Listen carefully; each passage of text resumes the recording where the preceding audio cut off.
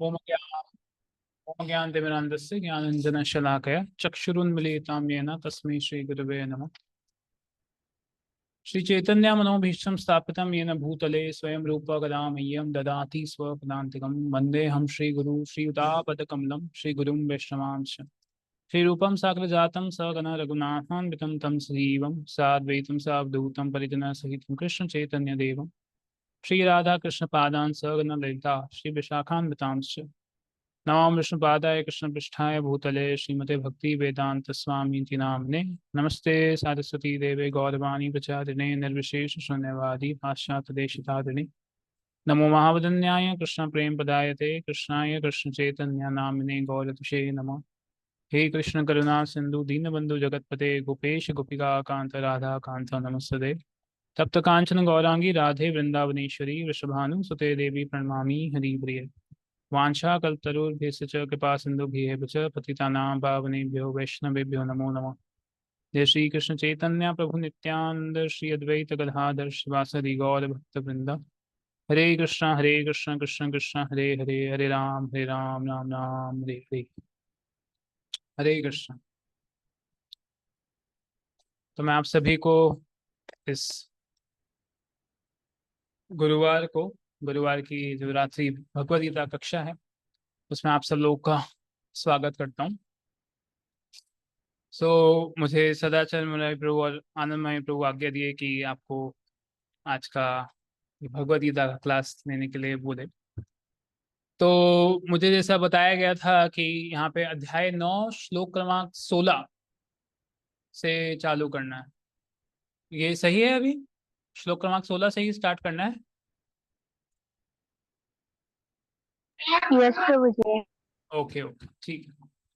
तो देखिए हम 16वें जो ये श्लोका है उसमें जाने से पहले इससे पूर्व एक बार 15वां जो श्लोक था उसको थोड़ा हम देख लेते हैं।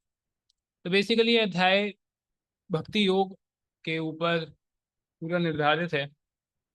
और जो 15वां श्लोक था उसके अंदर भगवान मैं एक बार अनुवाद पढ़ता हूँ। अन्य लोग जो ज्ञान के अनुशीलन द्वारा यज्ञ में लगे रहते हैं वे भगवान की पूजा उनके अद्वैय रूप में, विविध रूपों में तथा विश्व रूप में करते हैं। तो बेसिकली ये जो श्लोक है 15वां श्लोक, ये जो पिछले श्लोक थे उन सब का ये सार है। ये आखिरी श्लोक है जो सार बताता है। और इसमें जो तीन चीज प्रभुपाद तात्पर्य में लिखते हैं वो मैं थोड़ा आपको दिखाना चाहता हूँ कि तीन प्रकार के लोगों के बारे में बताया गया है। देखिए तीन लोग। तो पहला कौन है? तो इससे पहले प्रभुपाद बोलते हैं कि जो महात्मा लोगों के बारे में बताया गया कि महात्मा लोग कौन है। महात्मा लोग वो हैं जो कि शुद्ध भक्त के स्तर पे हैं। और उनके नीचे वो लोग आते हैं जो चार श्रेणी, जो कि आपने अध्याय 7 में देखा होगा। चातुर्वर्णम दे, जो चार श्रेणी के लोग हैं जो भगवान के पास आते हैं। अर्थार्थी, आपका जिज्ञासु और ज्ञानी। फिर उसके जो नीचे वाली श्रेणी में वो ये तीन प्रकार के जो लोग हैं ये आए जाते हैं। तो ये तीन प्रकार के लोग कौन कौन हैं जो हम 15वें श्लोक में देख रहे हैं। पहला कौन है? परमेश्वर तथा अपने को एक मानकर पूजा करने वाले। ये पहले श्रेणी के लोग हैं। फिर दूसरे हैं परमेश्वर के किसी मनोकल्पित रूप की पूजा करने वाले। तथा तीसरा है भगवान के विश्व रूप की पूजा करने वाले। तो प्रभुपाद कहते हैं कि मैं इन तीनों के बारे में थोड़ा आपको बताता हूँ। तो प्रभुपाद पहले जो इसमें बोला गया कि इनमें से सबसे अधम वे हैं जो अपने आप को अद्वैती मानकर अपनी पूजा परमेश्वर के रूप में करते हैं। यानी ये कौन से व्यक्तियों की बात की जा रही है? ये उन व्यक्तियों की बात की जा रही है जो कि खुद को परमेश्वर, है ना, अद्वैतवादी ना, कि सब कुछ सब भगवान है ना। तो वो खुद को भगवान मानते हुए आ, भगवान की उपासना कर रहे हैं या खुद की उपासना कर रहे हैं एक तरीके से। तो प्रभुपाद तात्पर्य में बोलते हैं कि ये भी एक तरीके से, ऑफ कोर्स अभी हमारे, क्योंकि हमें भक्ति योग का थोड़ा ज्ञान है तो हमारी तरफ से, तो हमारे दृष्टिकोण से तो ये सही नहीं है। पर प्रभुपाद कहते हैं कि यह भी एक प्रकार की ईश पूजा है, क्योंकि वे समझते हैं कि वे भौतिक पदार्थ ना होकर आत्मा है। तो क्योंकि वो ये समझ रहे हैं कि मैं भगवान हूं, तो कम से कम ये नहीं समझते, कम से कम ये नहीं समझ रहे कि वो शरीर है। तो एक इस तरीके से प्रभुपाद ऐसा कहना चाहते हैं कि ये बेहतर है, क्योंकि वो एक तरीके से वो ये तो सोचते हैं कि भाई हम शरीर नहीं है, आत्मा के स्तर पे खुद को शरीर नहीं मानते। खुद की जो आइडेंटिफिकेशन है ना, खुद का जो क्या बोल सकते हैं, खुद की पहचान, कम से कम भौतिक चीज से वो अपनी पहचान नहीं कर पाए। तो इस तरीके से वो श्रेष्ठ है, इस तरीके से प्रभुपाद कहना चाहते हैं। पर इन तीनों श्रेणी में से जो ये पहला जो बताया गया है, ये जो यहाँ पे तीन कोटियां दी गई हैं, उसमें से जो पहली वाली है जो सबसे अधम बोल रहे हैं प्रभुपाद, ये इनमें से सबसे अधम है ना, सबसे नीचे मानी गई। अच्छा, इससे ऊपर कौन सी मानी गई है? अच्छा, अधम क्यों बोला गया है इनको इन तीनों में से? क्योंकि ये भगवान का जो रूप है, भगवान का जो दिव्य रूप है, उसको भी भौतिक कहते हैं। वो कहते हैं कि भगवान का जो रूप है वो भी भौतिक है, इसलिए उनको सबसे अधम माना गया इन तीन कोटियों में से। अच्छा, दूसरी कोटि में कौन आते हैं? परमेश्वर के किसी मनोकल्पित रूप की पूजा करने वाले। ये कौन से व्यक्ति हैं? ये वो व्यक्ति हैं जो सोचते हैं कि अगर आपको भगवान की पूजा अर्चना करनी है, तो आप किसी की भी पूजा कर अर्चना कर सकते हैं, आप किसी को भी भगवान मान सकते हैं। उनका ये मत होता है। तो वो कहते हैं कि जो पूरा भ्रम है, वो जो असल में भगवान भ्रम है ना, भ्रम मतलब पूरा, पर भ्रम मतलब सब कुछ निराकार भगवान। और वो भ्रम ही है जो अलग अलग श्रेणी, अलग अलग व्यक्तिगत अलग अलग रूप में आ जाता है, और आप उस किसी भी रूप को पूजा कर सकते हैं। तो वो बोलते हैं कि जिस तरीके से सूरज को भी भगवान मानते हैं, इंद्र को भगवान मानते हैं, देवताओं को भी भगवान मानते हैं, वो सबको, वो किसी को भी, किसी भी रूप को मनोकल्पित रूप बोल रहे हैं। देखिए यहाँ पे क्या शब्द यूज किया गया है, मनोकल्पित रूप। मतलब कुछ भी सोच सकते हैं, कुछ भी कोई भी रूप ले सोच सकते हैं कि हाँ ये भगवान है, ऐसा मान के उसकी पूजा अर्चना करना चालू कर देते हैं। हम्म? ये आते हैं दूसरे कोटि के लोग। तो ये दूसरी कोटि थी। फिर तीसरी कोटि में कौन आते हैं? ये वो लोग हैं जो भगवान के विश्व रूप करने वाले हैं। तो इन तीनों कोटियों में से जो ये तीसरा नंबर के हैं, ये सबसे श्रेष्ठ हैं इन तीनों में। क्यों? क्योंकि असल में ये भगवान के विश्व रूप की पूजा करने वाले हैं। तो ये चीज आप समझ सकते हैं खुद भी कि देखिए, आप आत्मा है, इस शरीर में वास कर रहे हैं, है ना। तो उसी तरीके से जो भगवान है, तो भगवान अगर एक आत्मा के रूप में देखें और एक बड़े से शरीर, तो उसको विश्व रूप कहा जाता है, जिसका आप अध्याय 11 में भी, इसके अध्याय 11 में भी आप सुनेंगे समझेंगे इसके बारे में। तो भगवान की विश्व रूप की पूजा करने वाले भी, जैसे ये आप अध्याय 11 में पढ़ेंगे कि जो ये जो पेड़ पौधे देख रहे हैं वो भगवान के बाल हैं, ऐसे, और भागवत में भी इसका वर्णन है ना। और ये जो पहाड़ हैं ये भगवान की हड्डियां हैं।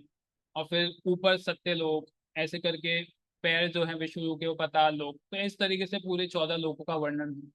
तो ये भगवान के विश्व रूप की पूजा करने वाले भी ऑथेंटिक है ना, इन तीनों कोटियों में से श्रेष्ठ हैं।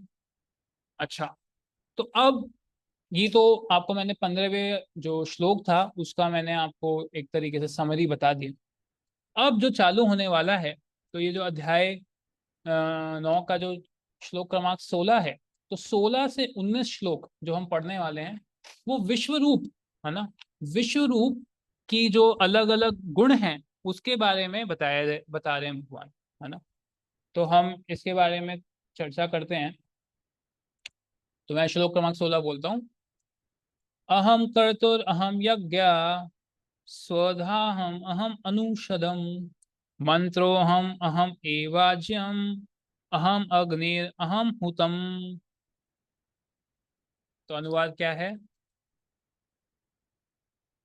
तो अनुवाद में कृष्ण बोल रहे हैं, प्रभुपाद लिखते हैं कि किंतु मैं मैं मतलब भगवान कृष्ण, कि भगवान कृष्ण ये श्लोक बोल रहे हैं, किंतु मैं ही कर्म कांड, मैं ही यज्ञ, पितरों को दिया जाने वाला तर्पण, औषधि, दिव्य ध्वनि, मंत्र, घी, अग्नि तथा आहुति हूँ। तात्पर्य, ज्योतिषोम नामक वैदिक यज्ञ भी कृष्ण है, स्मृति में वर्णित है, महायज्ञ भी वही है। पितृलोक, देखिए एक एक शब्द को लेते हुए प्रभुपाद जो तात्पर्य है उसमें लिख रहे हैं, पितृलोक को अर्पित तर्पण या पितृलोक को प्रसन्न करने के लिए किया गया यज्ञ, जिसे घृत रूप में एक प्रकार की औषधि माना जाता है, वह भी कृष्ण ही है। इस संबंध में जिन मंत्रों का उच्चारण किया जाता है वे भी कृष्ण हैं। यज्ञों में आहुति के लिए प्रयुक्त होने वाली दुग्ध से बनी अनेक वस्तुएं भी कृष्ण हैं। अग्नि भी कृष्ण है, क्योंकि यह अग्नि 5 तत्वों में से एक है, अतः वह कृष्ण की भिन्न शक्ति कही जाती है। दूसरे शब्दों में वेदों के कर्मकांड भाग में प्रतिपादित वैदिक यज्ञ भी पूर्ण रूप से कृष्ण है। अथवा ये कह सकते हैं कि जो लोग कृष्ण की भक्ति में लगे हुए हैं उनके लिए यह समझना चाहिए कि उन्होंने सारे वेद विहित यज्ञ संपन्न कर लिए हैं। तो देखिए, तात्पर्य में प्रभुपाद लिख रहे हैं कि देखिए, जो भी यज्ञ चीज होती है तो यज्ञ में जो जो चीजें यू का प्रयोग होता है, मंत्र का प्रयोग होता है ना। आप अनुवाद में देखेंगे यज्ञ, है ना। फिर यज्ञ इधर दिया गया है आपको, पितरों को दिया जाने वाला तर्पण, औषधि, दिव्य ध्वनि। तो कृष्ण इस श्लोक में क्या बताना चाहते हैं, कृष्ण बोलना चाहते हैं कि देखिए, यज्ञ के अंदर जो जो चीजें डाली जा रही है, घी, दूध, अग्नि, मंत्र का उच्चारण, ये सब मैं हूं। इसका मतलब क्या है, ये जो भी यज्ञ करने वाले कर्म कांड, जिनका ये मनोवृत्ति रहती है कर्म कांड की, कर्म कांड वृत्ति मतलब क्या होता है कि किसी, आप कोई भी अगर चीज कर रहे हैं, है ना, कोई किसी तरह का यज्ञ कर रहे हैं तो उसमें आपको एक आकांक्षा है फल की। तो कृष्ण कह रहे हैं कि जो भी आप यज्ञ कर रहे हैं उस सब का असल में भोक्ता मैं ही हूं, है ना। तो यज्ञ का जो यज्ञ पुरुष है वो कृष्ण खुद हैं। तो इस तरीके से कृष्ण यहाँ पे बताना चाहते हैं कि जो असली उद्देश्य है यज्ञ करने का असली उद्देश्य क्या है, भगवान कृष्ण को प्राप्त करना। तो क्योंकि अभी ये क्या चल रहा है, विश्व रूप के, है ना, विश्व रूप के बारे में थोड़ा बातचीत करी जा रही है। तो इसमें भगवान क्या चाहते हैं कि किस तरीके से जो भी भक्त अगर विश्व रूप को भी पूजा कर रहा है तो किस तरीके से वो अपनी भावना में ऊपर उठ सकता है, ये जानते हुए कि क्या किस तरीके से ऊपर उठ सकता है, ऊपर उठ के कि वो विश्व रूप से भगवान कृष्ण असल में क्या बोल सकते हैं, यज्ञ करने का जो सार है वो भगवान कृष्ण को प्रसन्न करना है या भगवान कृष्ण की प्राप्ति है। तो इस भावना में जो व्यक्ति विश्व रूप की पूजा कर रहा है उसकी इस भावना को ऊपर उठाया जा रहा है। कैसे ऊपर उठाया जा रहा है ये बताते हुए कि जो भी आप यज्ञ कर रहे हो इसका जो उद्देश्य है वो है भगवान कृष्ण की प्रसन्नता या फिर भगवान कृष्ण को प्राप्त करना। तो इस तरीके से उसकी भावना विश्व रूप से भगवान कृष्ण की तरफ इस तरीके से आगे बढ़ेगी। ठीक है, किसी का कोई प्रश्न है इस श्लोक में?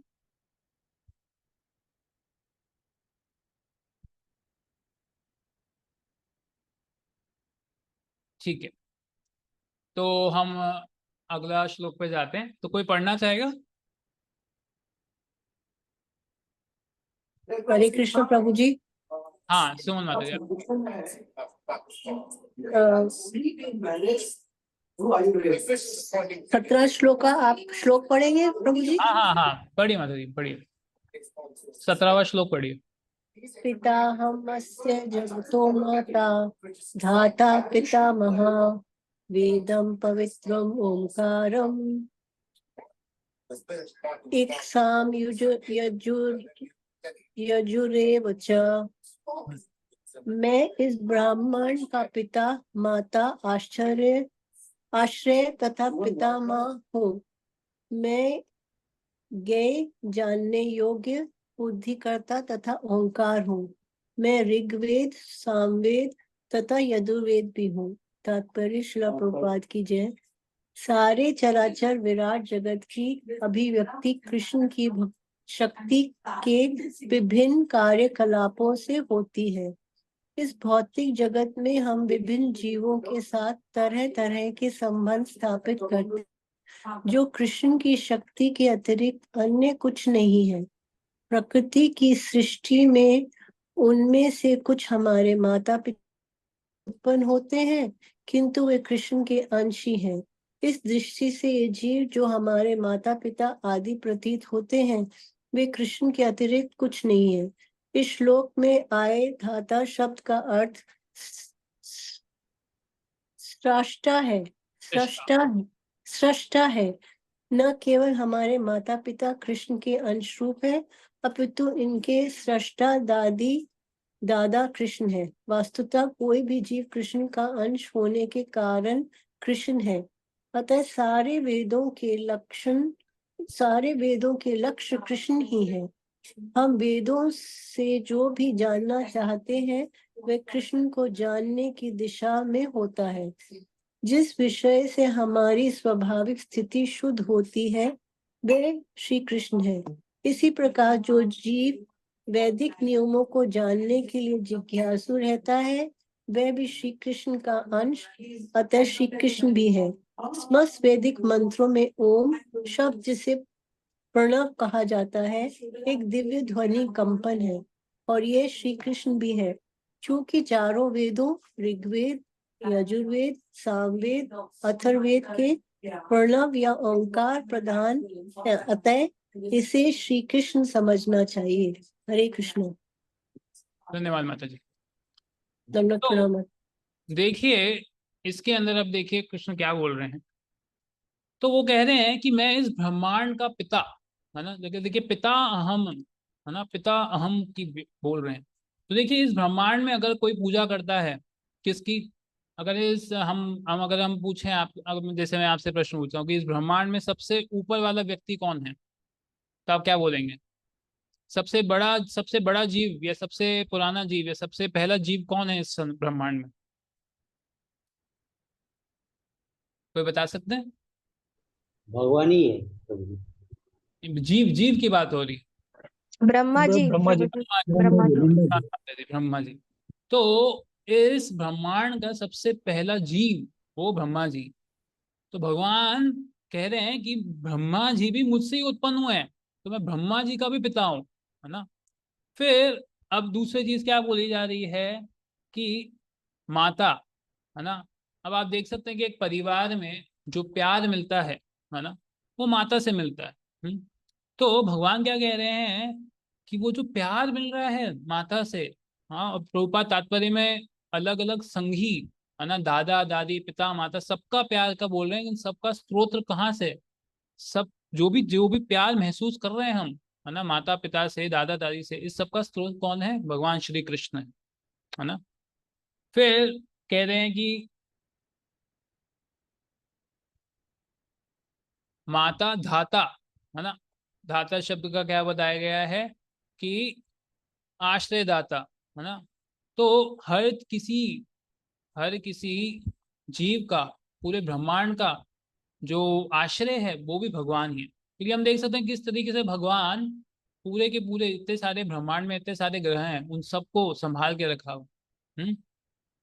तो इस तरीके से भगवान पूरे के पूरे संसार के धाता हैं, या कह सकते हैं पूरा के पूरे संसार का आश्रय उनका लिया हुआ है। फिर कह रहे हैं कि वेद्याम पवित्रम, हाँ, वेद्यम पवित्रम। तो वेद, तो भगवान कृष्ण क्या बोल रहे हैं कि भगवान कृष्ण बोल रहे हैं कि मैंने आपको वेद भी दिए। मैं ज्ञेय हूँ, जानने योग्य। तो वेद क्यों दिए गए हैं भगवान ने? हमारे पवित्रम, पवित्रम शब्द यूज किया है। तो पवित्रम शब्द का प्रयोग किया गया किस लिए? शुद्ध। पवित्रम का मतलब क्या है? शुद्ध, शुद्ध करने वाला। तो भगवान ने हमें वेद दिए हैं किस लिए? हमारे शुद्धिकरण के लिए। तो शुद्धिकरण के लिए दिए हैं, इसका मतलब क्या है कि वेद का जो असली में, हम बोलते हैं ना, वो एक श्लोक आता है भगवद गीता का कि सर्वस्य चाहम हृदय सन्निविष्टो मत्त स्मृत ज्ञान अपोहनम च वेदैश्च सर्वे अहमेव वेद्यो वेदांत कृत वेद विदेव चाहम। तो भगवान कृष्ण कह रहे हैं कि सारे वेदों को पढ़ने का उद्देश्य क्या है? मुझे जानना, भगवान कृष्ण को जानना। इसलिए कहा गया है कि मैं ज्ञेय, जानने योग्य हूँ। और उसी तरीके से प्रभुपाद भी जैसे कि तात्पर्य में लिखते हैं, अतः सारे वेदों के लक्षण कृष्ण ही हैं। हम वेदों से जो भी जानना चाहते हैं कि वे कृष्ण को जानने की दिशा में होता है। ठीक है। और उसके बाद अंत में भगवान कृष्ण, ये तात्पर्य में प्रभुपाद लिख रहे हैं कि समस्त वैदिक मंत्रों में ओम शब्द, जिसे प्रणव कहा जाता है, एक दिव्य ध्वनि कंपन है, और यह भी कृष्ण है।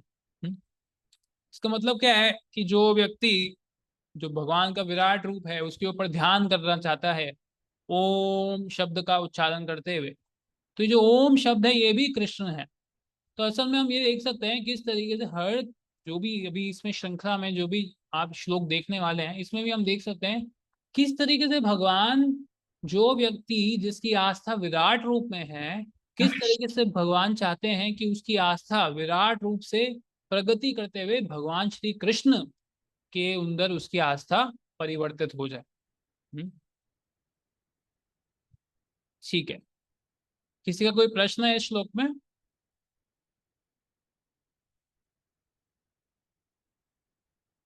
चलिए ठीक है, तो हम श्लोक नंबर 18 पे चलते हैं। कौन पढ़ना चाहेगा? प्रभु जी मैं पढ़ू? हाँ, रमेश प्रभु जी पढ़िए। हरे कृष्ण प्रभु, धन्यवाद, प्रणाम। गति भरता प्रभु शरणं त्रिदं प्रभव प्रणं निदानं बीजम अभयम। मैं ही लोकसो पालन करता है। तात्पर्य पढ़ू प्रभु जी? हाँ हाँ, अनुवाद तात्पर्य दोनों गति का पढ़िए। गति का अर्थ है गंतव्य या लक्ष्य, जहाँ हम जाना चाहते हैं। लेकिन चरम लक्ष्य तो कृष्ण है, यद्यपि लोग इसे जानते नहीं। जो कृष्ण को नहीं जानता है वो पथभ्रष्ट हो जाता है, और उसकी तथाकथित तो प्रगति या तो उनको तो आंशिक होता है, या फिर भ्रम। ऐसा अनेक लोग हैं जो देवता का ही अपना लोकसो बनाते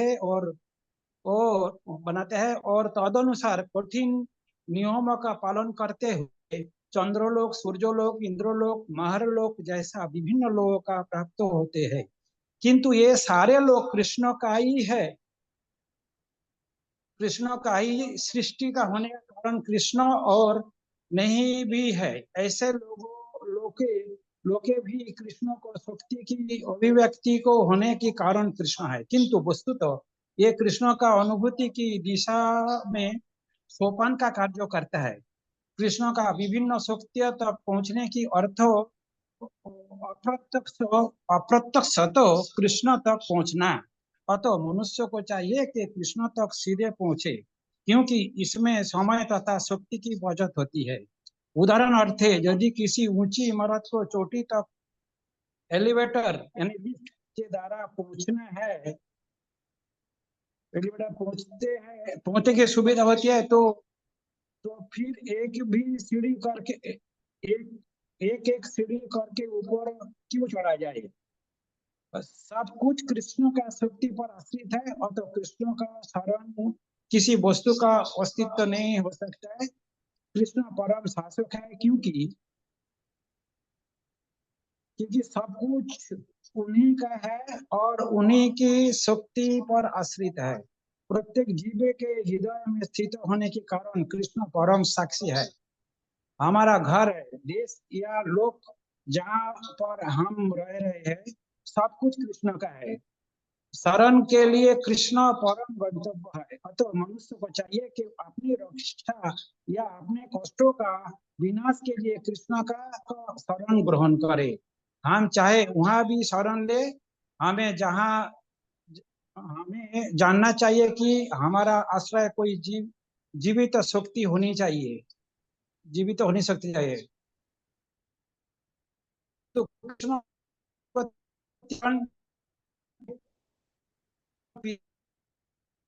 इसमें इनसे बड़ा मित्र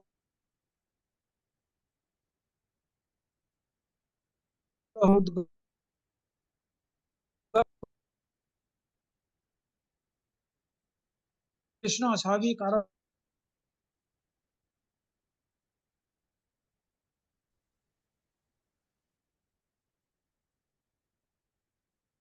हरे कृष्णा।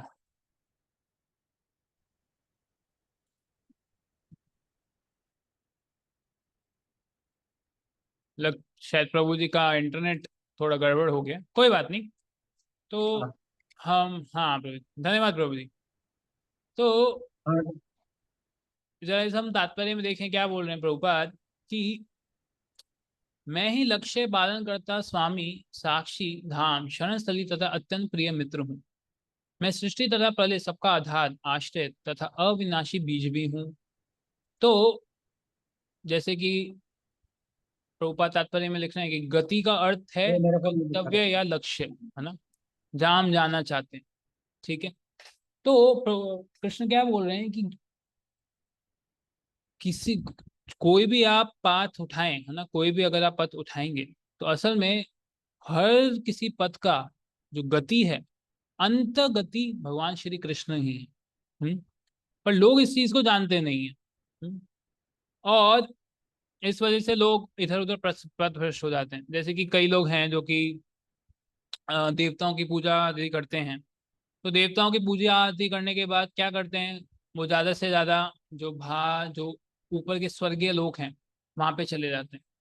तो स्वर्गीय लोग जाने के बाद क्या होता है, क्योंकि ये आगे वाले श्लोकों में बताया जाएगा कि जब उनका स्वर्ग लोग जब चले जाते हैं उसके बाद जब उनका क्या बोलते हैं पुण्य खत्म हो जाता है तो वापस आ जाते हैं। तो इस तरीके से एक बहुत अच्छा उदाहरण देते हैं प्रभुपाद कि अगर आपको सबसे ऊपर वाली मंजिल में जाना है, अगर सबसे ऊपर वाली मंजिल में जाना है तो आप लिफ्ट का यूज कर सकते हैं, है ना, ये सीढ़ियों से चढ़ने की जरूरत नहीं है। तो उसी तरीके से भगवान ने जरूर रास्ते दिए हैं, भगवान ने सीढ़ियां भी दी हैं, एलिवेटर भी दी है। पर भगवान ये नहीं चाहते कि आप सीढ़ियों से चढ़ते चढ़ते आए। हाँ, आप सीधे भगवान के जो भगवत धाम है ना, आप सीधे एलिवेटर लेके आ सकते हैं। ठीक है। पर जो ये चीज दी गई है कि पहले धीरे धीरे हमारा जैसे शुद्धिकरण होता जाए तो फिर भूलोक से ऊपर के लोग, फिर ऊपर के लोग से आप जैसे चंद्र सूर्य इंद्र महा ये सब लोग बताए हैं, और उसके बाद और ऊपर जाएंगे। देखिए प्रभुपाद तात्पर्य में क्या लिख रहे हैं कि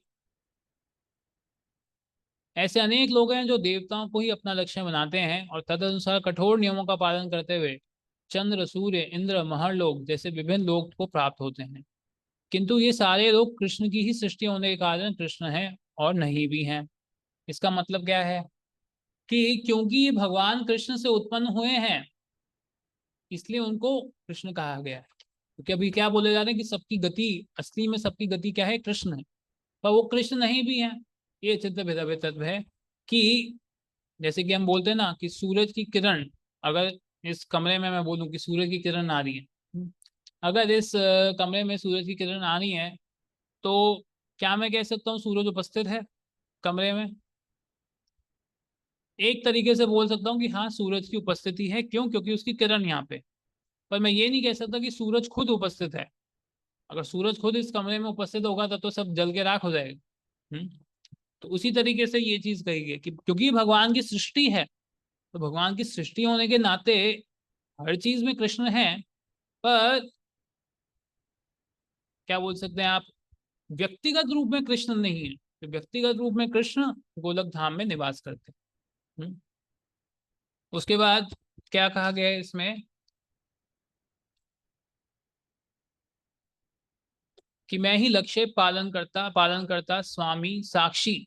हाँ, तो कोई व्यक्ति, ऐसा बताया जाता है कि 12 साक्षी होती हैं, वेदों में कहा गया है कि 12 तरीके के साक्षी। तो ऐसा नहीं है कि आप कुछ भी गलत काम कर के भाग सकते हैं, नहीं, भगवान साक्षी हैं। भगवान सभी के हृदय में निवास करते हैं। जैसे अभी मैंने एक श्लोक बोला था, सर्व से चाहम हृदय सन्निविष्टो। तो भगवान श्री कृष्ण सभी के हृदय में विराज करते हैं। तो वो सबके सबका आप जैसे कि एक सीसीटीवी कैमरा जिस तरीके से होता है उस तरीके से भगवान हमारी जितनी भी क्रियाएं हैं, हम कुछ भी कर सके, हम कोई भी क्रिया कर रहे हैं, हो सकता है बाकी लोगों से हम छुपा लें, पर भगवान से हम कुछ नहीं छुपा सकते क्योंकि वो साक्षी के रूप में हमारे हृदय में विराजमान। हम्म।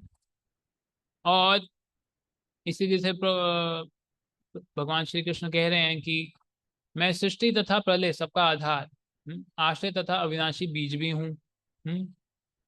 तो देखिए तात्पर्य में कह रहे हैं कि जो भी चीज इस, देखिए कृष्ण परम शासक है क्योंकि सब कुछ उन्हीं का है और उन्हीं की शक्ति पे आश्रित है। हाँ, ये पूरा का पूरा ब्रह्मांड भी, अब आप देख सकते हैं भगवान कृष्ण की शक्ति के ऊपर, जैसे कि अभी मैंने एक उदाहरण दिया था कि इतने सारे ग्रह हैं, ये कैसे कैसे फ्लोट कर रहे हैं, है ना। हमारा हमने कभी तो विद्यालय में पढ़ा था ये solar system, modern solar system, जिसमें हम दिखाते थे कि सूरज है और उसके आसपास ग्रह तैर रहे हैं। वैसे तो वो चीज शास्त्र वेदों के अनुसार उसका अलग मैकेनिज्म बताया गया है। आप 5वें स्कंद में पढ़ेंगे तो उसमें बताया जाता है कि किस तरीके से असल में 14 जो ग्रह हैं, मतलब 14 ग्रह के सिस्टम्स बने हैं, प्लानिटरी सिस्टम जिसे बोलते हैं। तो इस तरीके से पूरा रचना की गई है हमारे संसार की। पर खैर अगर उसकी भी बात करी जाए, अगर हम विद्यालय में जो हमें पढ़ा गया उसमें हम यकीन करें, तो आप देख सकते हैं सूरज के अगर आसपास ग्रह घूम भी रहे हैं तो इन ग्रह को घूम रहे हैं वो उस स्थिति में कैसे हैं? वो भगवान कृष्ण की शक्ति की वजह से। हम्म।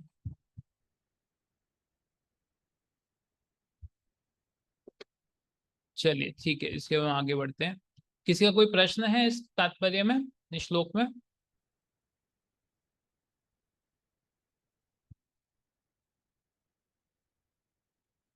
चलिए ठीक है, हम आगे बढ़ेंगे। तो ये अंतिम श्लोक आ गया इस सेक्शन का, जहाँ पे विराट रूप की जो अलग अलग चीजें थी, विश्व रूप, सॉरी, जो ये विश्व रूप के बारे में जो हमने जो श्लोक 15 में पढ़ा था ना, कि जो विश्व रूप को मानता है, वे विश्व रूप की पूजा करता है, तो उसमें से विश्व रूप में जो जो चीजें हैं, तो अलग अलग चीजों को में जो भगवान श्री कृष्ण अलग अलग चीजों में बता रहे थे कि मैं ये हूँ, मैं वो हूँ, तो इसमें ये चौथा श्लोक आ गया। चलिए कौन पढ़ेगा इसे?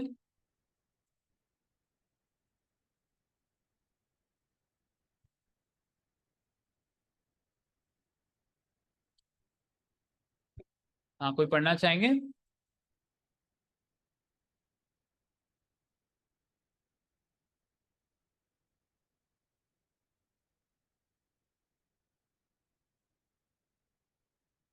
हरे कृष्णा। हरे कृष्ण प्रभु जी, मैं पढ़ूं? हाँ प्रभु जी, आपका थोड़ा सा इंटरनेट थोड़ा सा ऊपर नीचे हो रहा था। और कोई है जो पढ़ना चाहेंगे? हाँ, और कोई कोई पढ़ना चाहते हैं तो मैं पढ़ूं प्रभु जी? ठीक है माता जी, आप पढ़िए। तमामि अहम अहम वर्षम उत्सृजामि च अमृतम च मृत्यु च सता असत च अहम अर्जुन। हे अर्जुन, मैं ही ताप प्रदान करता हूँ और वर्षा को रोकता तथा लाता हूँ। मैं अमृत हूँ और साक्षात मृत्यु भी हूँ। आत्मा तथा पदार्थ, सत तथा असत, दोनों मुझ ही में है। तात्पर्य श्रील प्रभुपाद की जय। कृष्ण अपनी विभिन्न शक्तियों से विद्युत तथा सूर्य के द्वारा ताप तथा प्रकाश बिखरते हैं। ग्रीष्म ऋतु में श्री कृष्ण ही आकाश से वर्षा नहीं होने देते और वर्षा ऋतु में ही वे अनवरत वर्षा की झड़ी लगाते हैं। जो शक्ति हमें जीवन प्रदान करती है वह श्री कृष्ण है। अतः मैं मृत्यु रूप में हमेशा श्री कृष्ण मिलते हैं। श्री कृष्ण की इन विभिन्न शक्तियों का विश्लेषण करने पर यह निश्चित हो जाता है कि श्री कृष्ण के लिए पदार्थ तथा आत्मा में कोई अंतर नहीं है, अथवा दूसरे शब्दों में वे पदार्थ तथा आत्मा दोनों ही हैं। अतः श्री कृष्ण भावना अमृत की उच्च अवस्था में ऐसा भेद नहीं माना जाता। मनुष्य वस्तु में श्री कृष्ण के ही दर्शन करता है। क्योंकि श्री कृष्ण पदार्थ तथा आत्मा दोनों है, अतः समस्त भौतिक प्रकाश प्रकाष्ठों से युक्त ये विराट विश्व रूपी श्री कृष्ण है। एवं वृंदावन में दो भुजा वाले वंशी वादन करते श्याम सुंदर रूप में उनकी लीलाएं अनेक भगवान रूप की होती हैं। हरे कृष्ण। दंडवत प्रणाम प्रभु जी। धन्यवाद माता जी।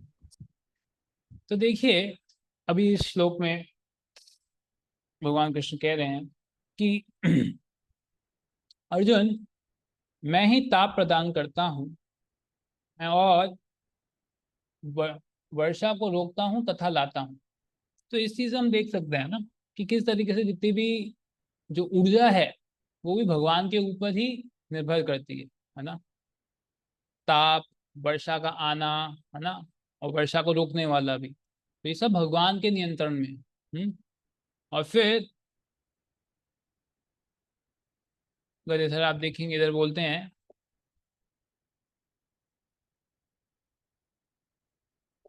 कि ये देखिए, कृष्ण के लिए पदार्थ तथा आत्मा में कोई अंतर नहीं है, अथवा दूसरे शब्दों में वे पदार्थ तथा आत्मा दोनों हैं। इसका कहने का अर्थ क्या है, देखिए कि ये हमारी स्थिति है। क्योंकि हमारी जो बुद्धि है वो देहात्म बुद्धि है, इसलिए हमें जो चीज भौतिक है और जो आध्यात्मिक है उसमें हमें भिन्नता दिखती है। और ये हमारा दृष्टिकोण अभी ऐसा है क्योंकि अभी हम बद्ध अवस्था में हैं। पर भगवान श्री कृष्ण, क्योंकि भगवान श्री कृष्ण से ही सब कुछ उत्पन्न हुआ है, और हम जैसे जानते हैं कि भगवान श्री कृष्ण पूरे पूर्ण रूप से आध्यात्मिक है, तो उनके लिए कोई चीज भौतिक नहीं है, उनके लिए सब कुछ आध्यात्मिक ही है। भगवान के दृष्टिकोण से इस संसार में जितनी भी चीजें हैं वो सब आध्यात्मिक है, उनमें उनके लिए कुछ भौतिक या आध्यात्मिक नहीं है। ये सिर्फ हमारी बद्ध अवस्था में हमें इन चीजों में भिन्नता दिखती है, हमें भौतिक और आध्यात्मिक में भिन्नता दिखती है, या हम हमारा दृष्टिकोण इस तरीके से।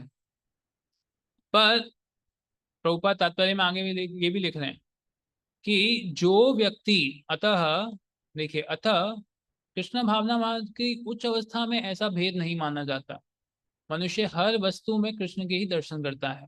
जो शुद्ध भक्त हो जाते हैं, जो कि कृष्ण भावना भावित में के उच्च अवस्था में है ना, जो बहुत ही शुद्ध भक्त हो गए या पूर्ण रूप से कृष्ण भावना भावित है ना हो चुके हैं, तो उनके लिए वो भी इस अवस्था में आ जाते हैं।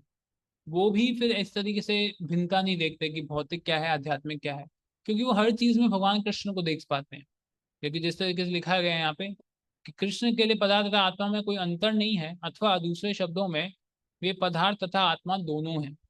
तो भगवान कृष्ण को हर हर परिस्थिति में, हर चीज में भगवान कृष्ण का दर्शन कर सकते हैं। अच्छा, और एक चीज तो यहाँ लिखी गई है यहाँ पे कि जो शक्ति हमें जीवन प्रदान करती है वह कृष्ण है, और अंत में मृत्यु रूप में भी हमें कृष्ण मिलते हैं।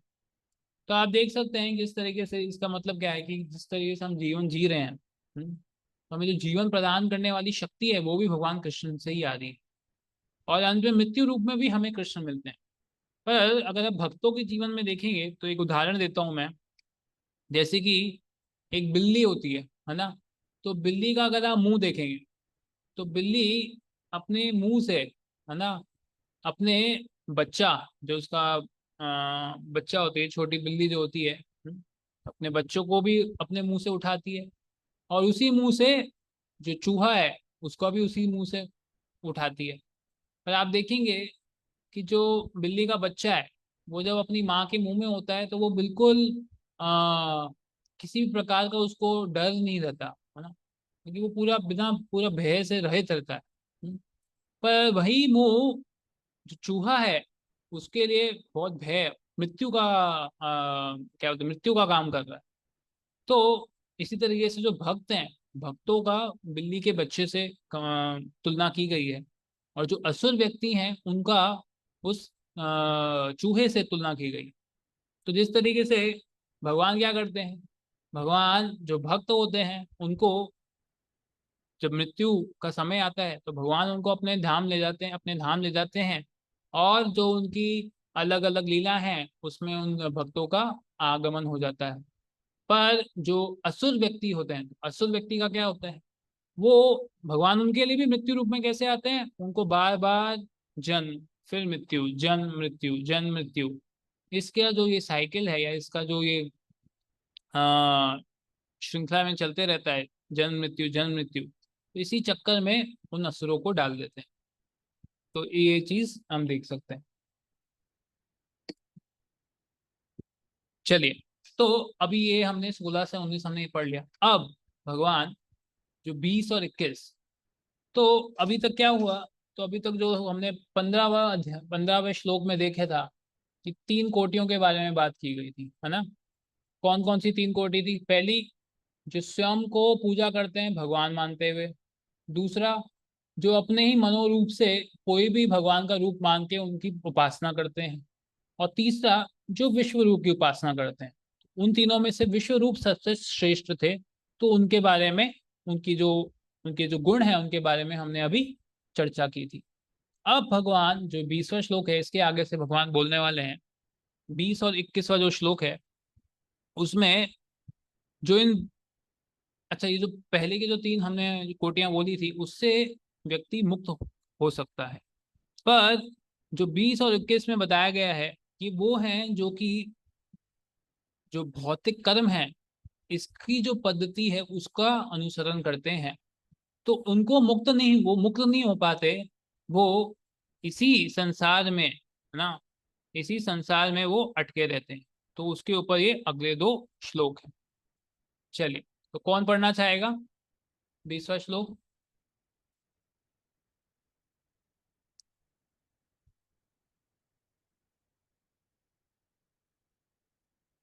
कोई नया व्यक्ति पढ़ना हरे चाहेंगे? कृष्णा प्रभु जी, मैं पढ़ूं? हाँ, जय श्री माता जी, आप पढ़िए। प्रभु जी श्लोक भी पढ़ना है? हाँ, श्लोक पढ़, मैं पढ़ लेता हूँ। त्रैविद्या सोमपा पूत पापा यज्ञैरिष्ट्वा स्वर्गतिम पार्थयन्ते ते पूर्णमासाद्य सुरेंद्रलोक मश्नन्ति दिव्यान् दिवि देव भोगान। हाँ, पढ़िए माता जी, अनुवाद और तात्पर्य। जी प्रभु जी। जो वेदों का अध्ययन करते हैं तथा सोमरस का पान करते हैं, वे स्वर्ग प्राप्ति की गवेषणा करते हुए अप्रत्यक्ष रूप से मेरी पूजा करते हैं। वे पाप कर्मों से शुद्ध होकर इंद्र के पवित्र स्वर्गिक धाम में जन्म लेते हैं, जहाँ वे देवताओं का सा आनंद भोगते हैं। तात्पर्य श्रील प्रभुपाद द्वारा श्रील प्रभुपाद की जय। त्रैविद्यः शब्द तीन वेदों साम, यजु तथा ऋग्वेद का सूचक है। जिस ब्राह्मण ने इन तीनों वेदों का अध्ययन किया है वह त्रिवेदी कहलाता है। जो इन तीनों वेदों से प्राप्त ज्ञान के प्रति आसक्त रहता है उसका समाज में आदर होता है। दुर्भाग्यवश वेदों के ऐसे अनेक पंडित हैं जो उनके अध्ययन के चरम लक्ष्य को नहीं समझते। इसलिए कृष्ण अपने को त्रैवेदियों के लिए परम लक्ष्य घोषित करते हैं। वास्तविक त्रिवेदी भगवान के चरण कमलों की शरण ग्रहण करते हैं और भगवान को प्रसन्न करने के लिए उनकी शुद्ध भक्ति करते हैं। भक्ति का सूत्रपात हरे कृष्ण मंत्र के कीर्तन तथा साथ साथ कृष्ण को वास्तव में समझने के प्रयास से होता है। दुर्भाग्यवश जो लोग वेदों के नाम मात्र के छात्र हैं, वे इंद्र तथा चंद्र जैसे विभिन्न देवों को आहुति प्रदान करने में रुचि लेते हैं। ऐसे प्रयत्न से विभिन्न देवों के उपासक निश्चित रूप से प्रकृति के निम्न गुणों के कल्मश से शुद्ध हो जाते हैं। फलस्वरूप वे उच्चतर लोकों तथा महरलोक, जनलोक, तपलोक आदि को प्राप्त होते हैं। एक बार इन उच्च लोकों में पहुंचकर वहां इस लोक की तुलना में लाखों गुना अच्छी तरह इंद्रियों की तुष्टि की जा सकती है। धन्यवाद माता। हरे कृष्ण प्रभु। तो इस श्लोक में बता रहे हैं कि तो अभी जैसे मैंने बताया कि जो लोग कर्म, है ना, भौतिक कर्म में किस तरीके से भौतिक कर्मों में लग के अच्छे से इंद्रिय तृप्ति की जा सके, जिनका उद्देश्य ये है। उनका उद्देश्य ये नहीं है कि हमें भगवान कृष्ण की प्राप्ति करनी है, नहीं। ये उन लोगों की बात की जा रही है जो कि भौतिक कर्मों में लगे हैं, जिससे वो और अच्छी तरीके से इंद्रिय तृप्ति कर सकें ऊपरी लोक या फिर स्वर्ग लोक आदि में जाकर। तो अभी आप देखेंगे कि जो ये सोमरस, कई बार लोगों को सोमरस शब्द का, वो लोग को थोड़ा अलग कंसेप्शन रहता है कि भाई सोमरस क्या है, ये कोई तो ना नशीली पदार्थ है, जो नशीले रस है, जो कि ऊपर के देवी देवताएं लोग, ये लोग पीते हैं, है ना। तो ये कंसेप्शन रहता है, पर ये चीज नहीं है। सोमरस, बस असल में सोमरस एक ऐसा रस है जिससे शुद्धिकरण किया जाता है ना। कोई अमर कैसे हो रहा है, उनके पाप, है ना। शुद्धिकरण का मतलब क्या है, जो पाप हैं पापों से मुक्त हो रहा है, उसी को शुद्धिकरण कहा गया है। तो सोमरस पीने से शुद्धिकरण होता है व्यक्ति का, इस वजह से उसके, क्योंकि उसके पाप हट रहे हैं, इसलिए उसकी जो आयु है वो बढ़ रही है। तो वेदों का अध्ययन करने से और ये सोमरस पान करने से क्या है, शुद्धता बढ़ रही है। अच्छा, शुद्धता, तो ये व्यक्ति क्या है, तो ये लोग शुद्धता अपनी क्यों बढ़ाना चाहते हैं, जिससे वो स्वर्ग को प्राप्त कर सके। और वो अप्रत्यक्ष रूप से मेरी पूजा करते हैं, क्योंकि अप्रत्यक्ष मतलब क्या है, सीधे नहीं, उल्टा। जैसे कि ज्ञानियों की अब बात करते हैं कि एक तो तरीका है आराम से, अगर मैं पूछूं नाक कहाँ है, तो मैं ऐसे पकड़ के बता सकता हूँ भाई यहाँ नाक। तो ज्ञानी लोग क्या है, ज्ञानी लोग को अगर पूछा जाए भाई नाक कहाँ है, वो खुद जानने की कोशिश करेंगे, नहीं मैं खुद जानने की कोशिश कर रहा हूँ नाक कहाँ है, यहाँ है, यहाँ है, यहाँ, ऐसे ऐसे उल्टा घूम के, है ना। तो वो अपने ही क्या बोल सकते हैं, अपने ही एंडेवर, अपने ही जो क्या बोल सकते हैं परिश्रम से वो जानना चाहते हैं। तो इसे बोलते हैं इनडायरेक्टली, है ना। तो उसी तरीके से जो इन यहाँ पे जिन व्यक्तियों की बात की जा रही है वो ये है, क्योंकि भगवान की वो पूजा नहीं करते, वो देवी देवताओं की पूजा में लगे रहते हैं। और क्या होता है, जैसे प्रभुपाद लिख रहे हैं तात्पर्य में, अगर आप देखेंगे कि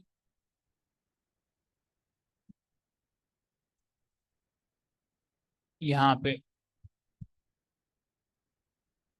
दुर्भाग्यवश, जिन लोगों का दुर्भाग्य देखे, दुर्भाग्यवश जो लोग वेदों के नाम मात्र के छात्र हैं, तो इंद्र तथा चंद्र जैसे विभिन्न देवों को आहुति प्रदान करने में रुचि लेते हैं।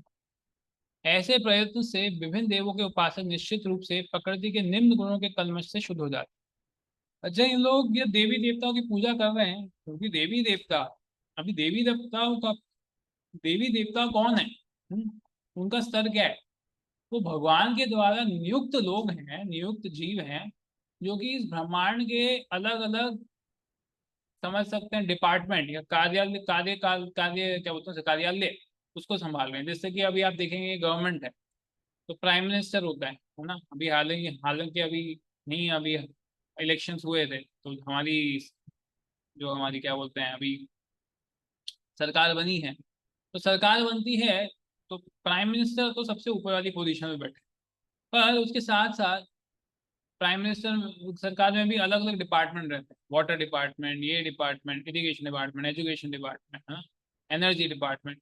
तो प्राइम मिनिस्टर नियुक्त करता है हर एक अलग अलग मंत्रियों को, जो इस डिपार्टमेंट या इस कार्यालय को संभालते हैं। उसी तरीके से भगवान खुद कुछ नहीं करते इस संसार में, उन्होंने पूरे संसार को अलग अलग देवताओं को नियुक्त कर रखा है।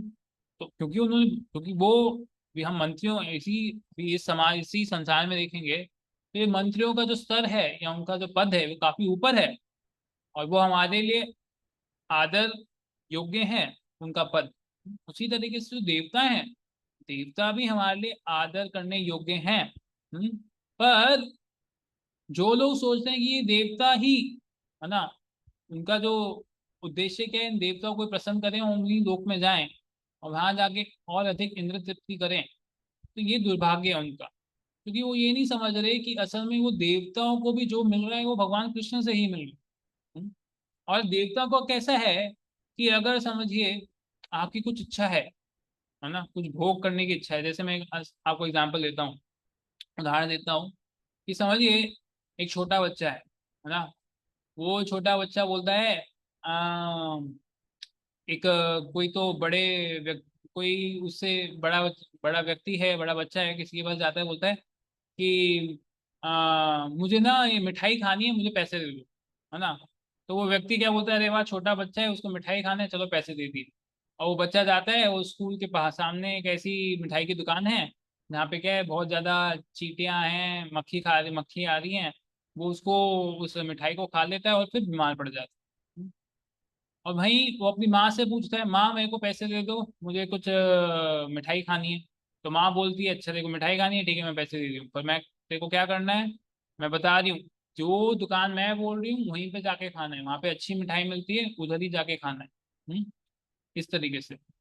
तो ये क्या है, ये जो मैंने उदाहरण दिया, ये कैसे उदाहरण दिया है कि जो देवता लोग हैं, अगर जीवात्मा किसी चीज का भोग करना चाहता है ना, और वो देवताओं के पास जाता है, तो देवता ये नहीं देखते कि मैं जो उसको भोग करने की वस्तु दे रहा हूँ उससे उसका हानि हो रहा है या उसका कुछ उसका जीवन में आध्यात्मिक उन्नति हो रही है कि नहीं, वो सब देवता नहीं देखते। हाँ, क्या उस वस्तु से वो अपने आप को और हानि पहुंचा सकता है, वो देवता नहीं देखते, देवता बस दे देते हैं। पर वहीं अगर आप भगवान के पास जाएंगे किसी वस्तु को मांगने के लिए, तो भगवान पहले आपका शुद्धिकरण करेंगे। उस वस्तु को, जो वस्तु जो पाने की इच्छा है, पहले उस इच्छा का शुद्धिकरण करेंगे और फिर वो वस्तु प्रदान करेंगे। जैसे कि आप देख सकते हैं ध्रुव महाराज। तो ध्रुव महाराज की अगर आप कथा जानते हैं, तो ध्रुव महाराज अपने पिताजी के गोद में बैठना का इच्छा थी उनकी। पर जो उनकी सौतेली माँ थी, सुरुचि, उसने बोला कि तुम मेरे गर्भ से जब पैदा होगे तब तुम्हें अधिकार मिलेगा तुम्हारे पिता के गोद में बैठने का। तो ये चीज बड़े क्रोधित हो जाते हैं ध्रुव महाराज। और क्रोधित होके वो अपने माता सुनीति के पास आते हैं, बोलते हैं कि मुझे, उनकी एक इच्छा आती है, बहुत एक इच्छा आती है उनको, क्या, कि मुझे ऐसा राज्य चाहिए जो कि मेरे जो दादाजी हैं ब्रह्मा जी, उनसे भी बड़ा, मेरे को उससे भी बड़ा वो चाहिए मुझे। क्या बोलते हैं, ब्रह्मांड, मतलब मुझे वो चाहिए राज्य जिसमें मैं शासन कर सकूं। और वो बोलते हैं कि अब जो तुम्हें चाहिए उसके लिए, तो वो उनकी माता बोलती है, जो तुम्हें चाहिए उसके लिए तो भगवान ही तुम्हें पूरी कर सकते हैं, तो तुम वन में जाओ। फिर ऐसे करते करते ध्रुव महाराज बहुत तपस्या करते हैं, तपस्या करके 6 महीने में भगवान को प्राप्त करते हैं। और प्राप्त करने के बाद जब भगवान को वो देखते हैं, तो भगवान को देख के जो उनके अंदर इच्छा थी, वो एक भौतिक इच्छा से भगवान के पास आए थे, पर जब वो भगवान को देखते हैं तो भगवान के दर्शन मात्र से उनकी भौतिक इच्छा पूरी शुद्ध हो जाती है। फिर भगवान उनसे पूछते हैं तुम्हें क्या चाहिए, तो बोलते हैं अरे आपकी इच्छा है, मैं तो कांच के टुकड़ों के पीछे जा रहा था, मुझे तो अब हीरा मिल गया। और उसके बाद भी हम देखते हैं भगवान उनको वरदान देते हैं कि आप 36,000 साल तक इस संसार में आप शासन करेंगे। तो ये चीज हम देख सकते हैं किस तरीके से भगवान के पास अगर हम जाते हैं तो भगवान हमारे अ, इच्छा का शुद्धिकरण करके हमें अच्छे स्तर पे ले आते हैं। तो ये आखिरी श्लोक है, हम लेते हैं, इससे ये दोनों श्लोक खत्म हो जाएंगे। हाँ, कौन पढ़ना चाहेगा? हाँ, साहू प्रभु आप पढ़िए। मैं श्लोक पढ़ लेता हूँ। ते तम भुक्त्वा स्वर्गलोकम विशालम क्षीणे पुण्ये मर्त्यलोकम विशन्ति एवं त्रयी धर्मनु प्रपन्ना गतागतम काम कामा लभन्ते। पढ़िए। हरे कृष्ण। हाँ दीदी पढ़िए। उपासक हो। हेलो, ठीक है। हेलो, हाँ प्रभु जी, माइक को थोड़ा पास हरे करिए। हाँ पढ़िए पढ़िए।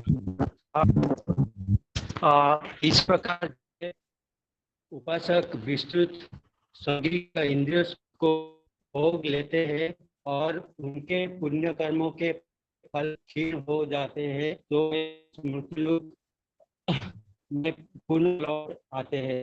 इस प्रकार जो लोग वेदों सिद्धांतों में दृढ़ रहकर जो सुख की घोषणा करते हैं, उन्हें जन्म मृत्यु का चक्र ही मिट पाते हैं। तात्पर्य, जो स्वर्गलोक प्राप्त करता है उसे दीर्घ जीवन तथा विषय सुख की श्रेष्ठ सुविधाएं प्राप्त होती है, तो भी उसे वहां सदा नहीं रहने दिया जाता। पुण्य कर्मों के और होने पर पुण्य जाता है, जैसा कि देवता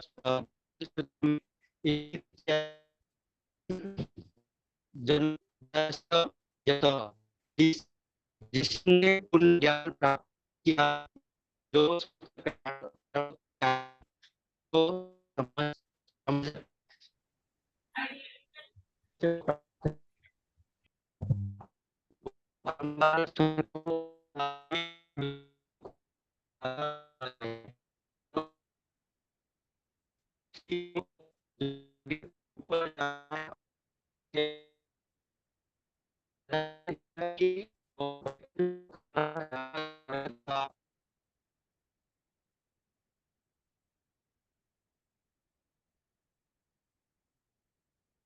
आई थिंक प्रभु जी का इंटरनेट का इशू हो गया है।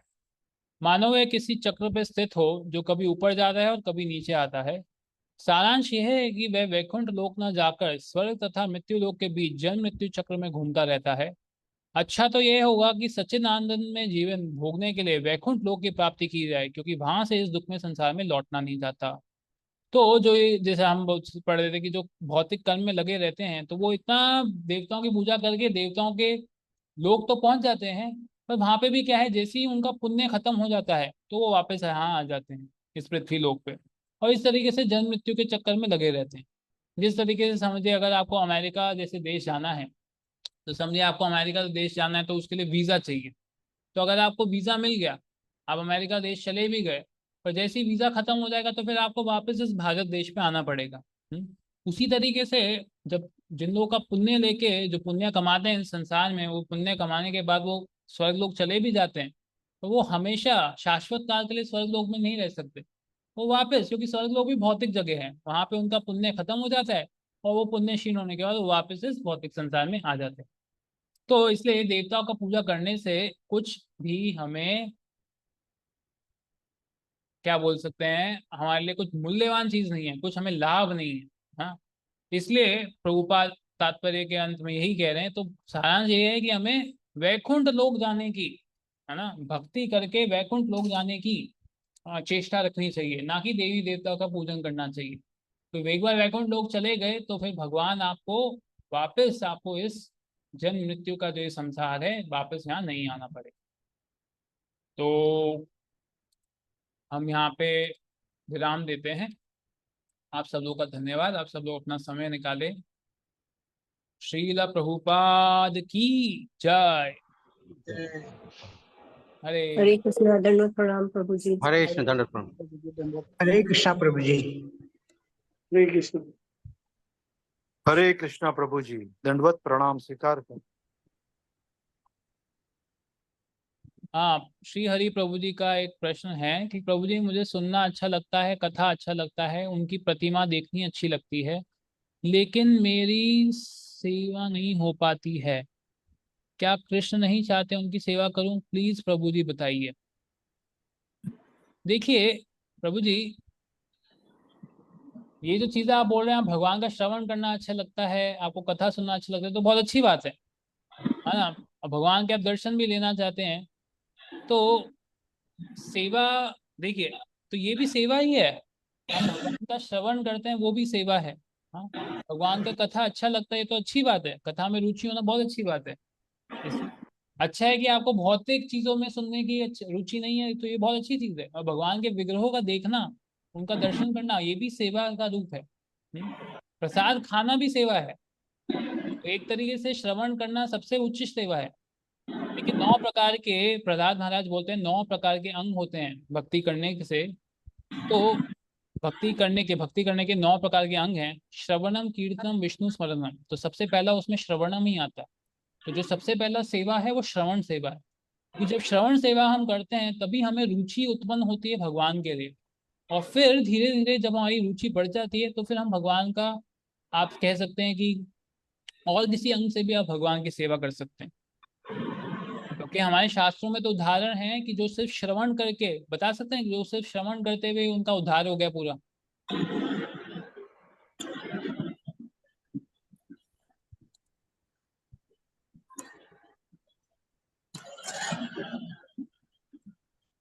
परीक्षित महाराज, सुखदेव गोस्वामी। हाँ, प्रभु जी। परीक्षित महाराज।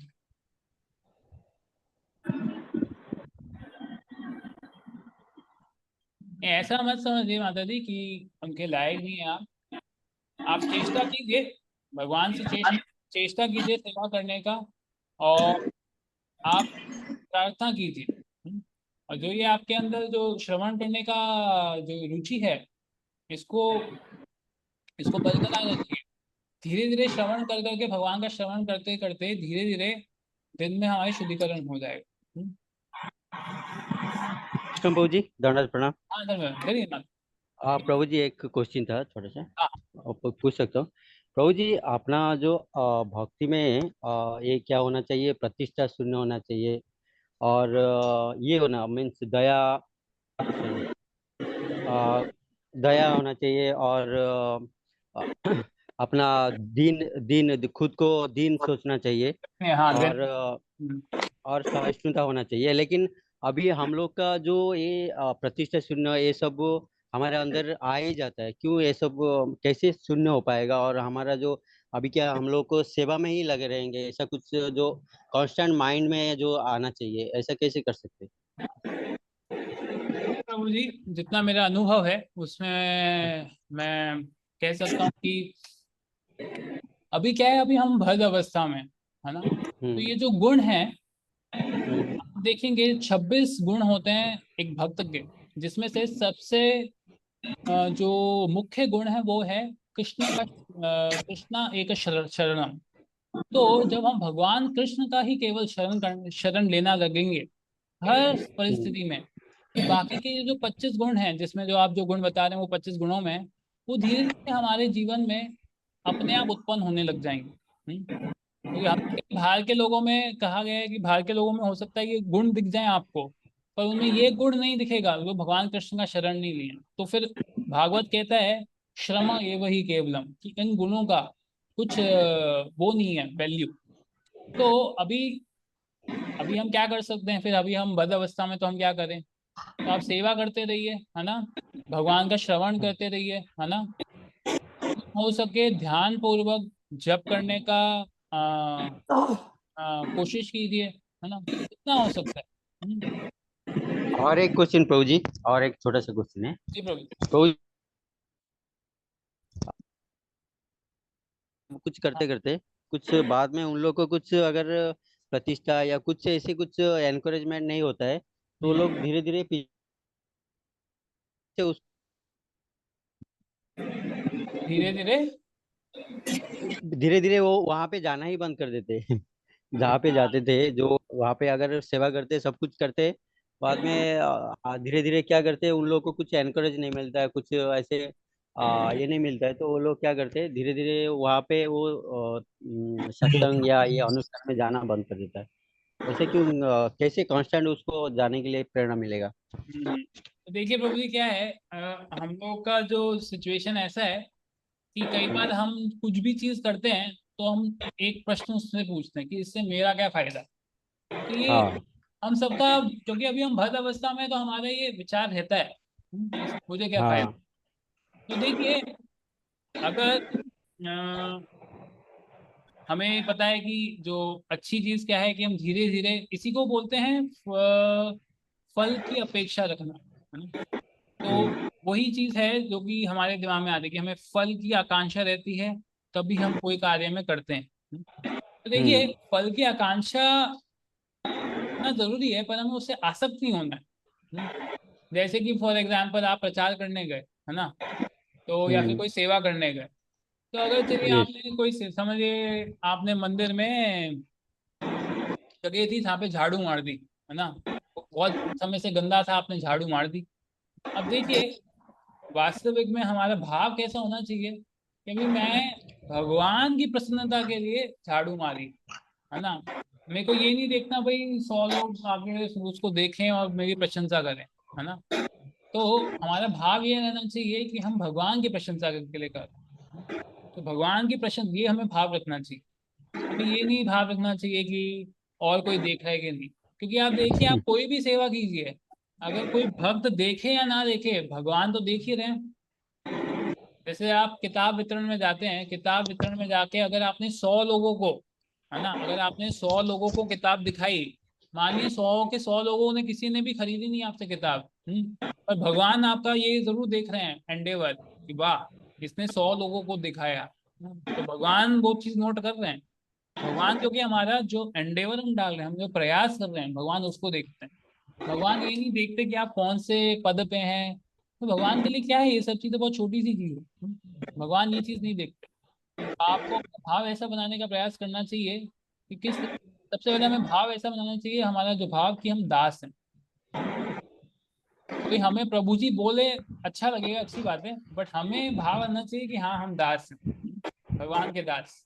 इस सब के लिए श्रवण करना बहुत जरूरी है प्रभु जी। श्रवण करना और हाँ। प्रभुपाद की किताबों का अध्ययन करना। ये दो चीजें, और ध्यान पूर्वक जितना हो सके ध्यान पूर्वक जप करना, ये तीन चीजें। गुरु महाराज भी यही चीजों पे बहुत ज्यादा बल डालते थे। ध्यान पूर्वक जप करने का प्रयास करिए पूरा, प्रभुपाद की किताबें पढ़िए और श्रवण कीजिए। इन तीनों को हम चीजें करेंगे ना तो धीरे धीरे हमें शुद्धिकरण होगा, तो अपने आप ये दास इन सब चीजें हम महसूस कर सकते हैं। हाँ, थैंक यू प्रभु जी, हरे कृष्ण। हरे कृष्ण। चलिए मैं यहाँ पे विराम देता हूँ। और किसी कोई प्रश्न है?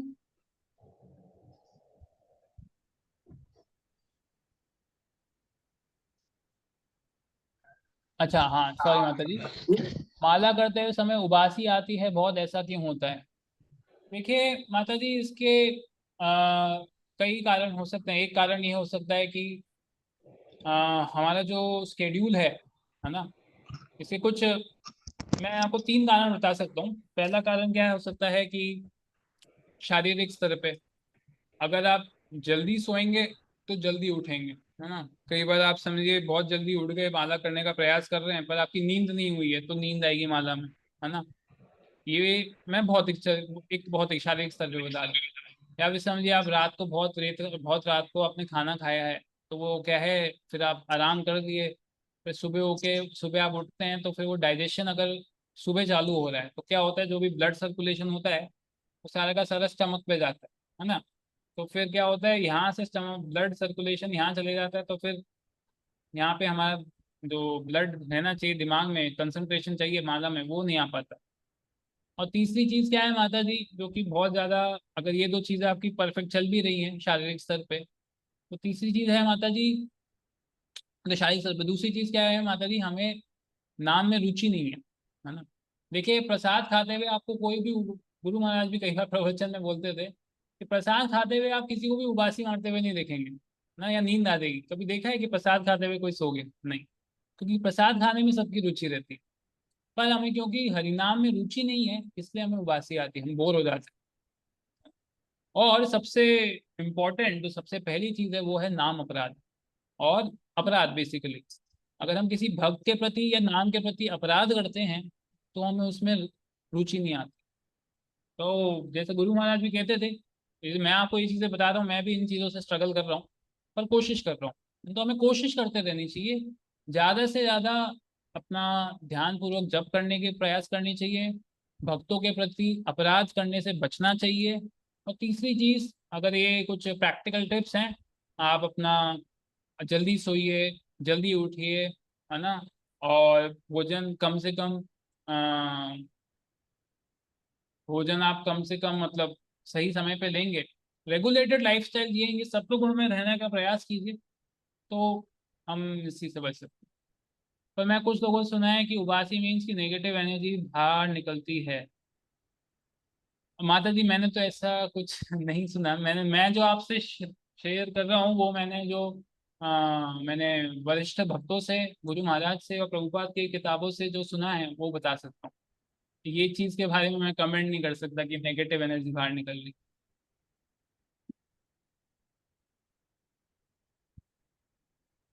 ठीक है माता, धन्यवाद। श्रीला प्रभुपाद की जय। जय। हरे कृष्ण हरे दादा। कृष्ण। कृष्ण।